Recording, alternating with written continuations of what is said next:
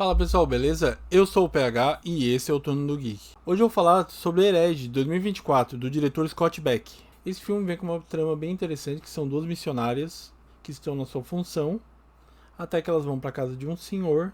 Ele a princípio aparenta ser bem receptivo, mas que ele esconde algo obscuro. Esse é um vídeo de opinião. Então, bora pro vídeo. Esse é um daqueles casos que tu não ouve falar muito, tu lê algo mais ou menos sobre a sinopse do filme e vai ver pra dar uma chance. No meu caso, valeu a pena, porque é um filme interessante, eu gostei. Ele não é uma obra-prima, longe disso, mas ele é surpreendente no gênero do terror. Acredito que o tom mais agonizante do filme foi o que me fez gostar, principalmente pelo fato dos personagens serem interessantes e tu quer ver o que eles escondem e pra onde vai a história. Tem uma cena bem quando elas chegam na casa do Sr. Reed, que é o personagem do Hugh Grant, que elas estão conversando com ele e a igreja delas é bem rígida com relação a ir na casa de um homem mesmo para fazer esse trabalho, né, de passar a palavra, que sempre tem que ter uma mulher junto. Ele fala que a esposa dele tá fazendo torta e tudo mais, só que essa mulher não aparece. E mesmo assim ele insiste, continua conversando com elas na frente da casa. E assim, ele tá falando com elas na chuva. Isso já é uma coisa que me remete lá ao Não Fale o Mal, né? O Speak No Evil. Que a pessoa vai vendo até onde vai a outra pessoa não querer se indispor. E avisar, tá chovendo, eu posso entrar aí. Não. Elas ficam ali, uma tentando ser simpática, a outra já entendendo mais ou menos como é que esse senhor age. Mas mesmo assim as duas ficam na chuva até o momento que elas entram mesmo. Ele fala que a esposa já tá vindo, mas elas entram sem ver essa esposa. Outra coisa que eu me irritei nessa parte mesmo foi que essa mulher, como eu já falei, ela não aparece. Então já é um indício que corre, vai embora. Eu iria fácil. Mas não. Elas realmente entram, sentam no sofá e aguardam essa mulher. Mas tá, é uma coisa que é normal pro filme acontecer, né?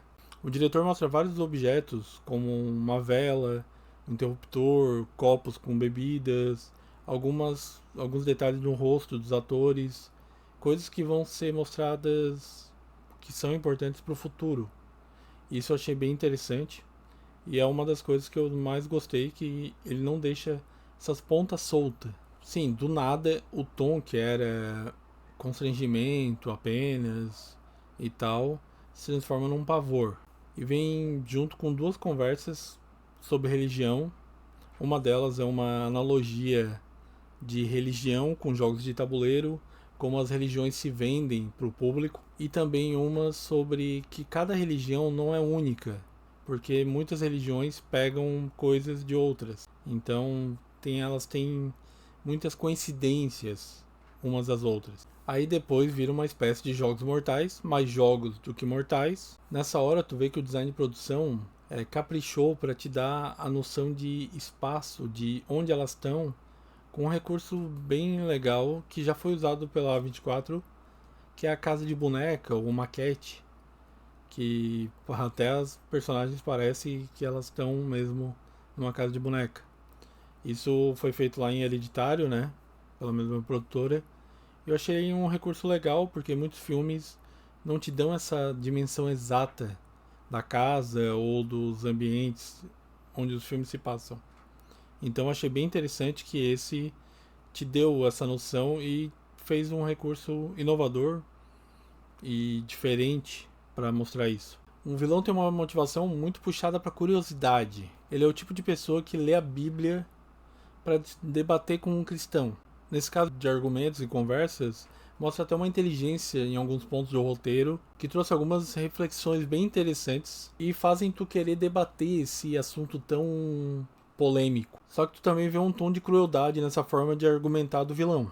Não só porque ele fala de uma forma sarcástica e debochada sobre esse assunto, né, com as garotas, mas também uma sutileza educada, quase um Hannibal Lecter do ateísmo. As personagens têm um tom bem contrastante, assim. A irmã Barnes, que é vivida pela Sophie Thatcher, ela é uma pessoa que parece que tem um trauma e ela precisa daquela religião. Ela não se sente ainda muito à vontade com aquilo, mas é uma necessidade dela tá naquele lugar, principalmente, acredito eu, achar respostas. Jarman Paxton, da Chloe East, ela é 100% igreja, ela é aquela pessoa que foi criada sempre nos preceitos, tá ali, quer tá ali.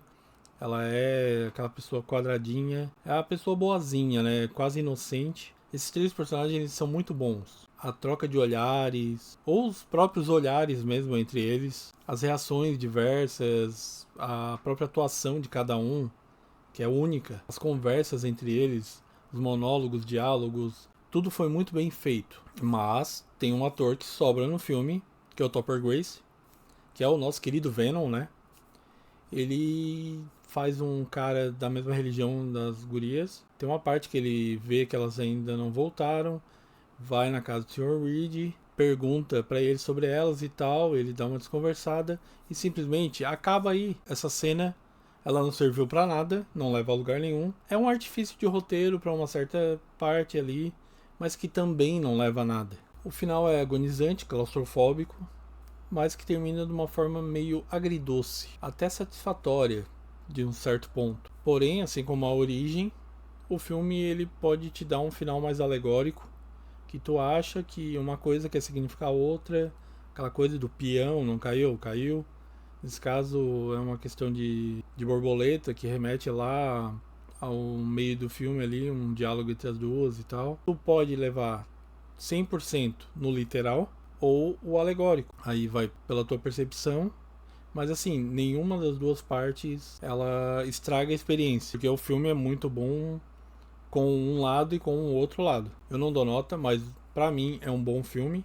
Ele tem alguns defeitos, obviamente, como eu falei, a parte do Topper Grace e outras partes ali também, mas daí eu teria que dar spoiler, então não dá. Mas mesmo assim, o filme te deixa envolvido com a trama, com os personagens. Tu quer saber e tu quer ir nessa jornada até o final. É isso, pessoal. Essa foi a minha opinião sobre Herege. Não esqueça de deixar o like, tocar no sino, se inscrever no canal e comentar aí embaixo se já viram, se não viram, gostaram, não gostaram. Não esqueçam de seguir as redes sociais e até mais.